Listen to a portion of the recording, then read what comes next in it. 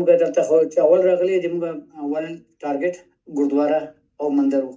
هندوانو مندر جوړ کړو په فرید آباد کې، یو مندر ده د افغاني هندوانو، او یو په هغه کې ده په دوه مندر دي په فرید آباد کې، یو په 14 سیکټر کې ده، یو نه پوهېږم کوم ځای کې ده. دوه مندر هلته جوړ شوي دي، او د سکانو لخوا په ډیلي کې 8 ګردوارې دي.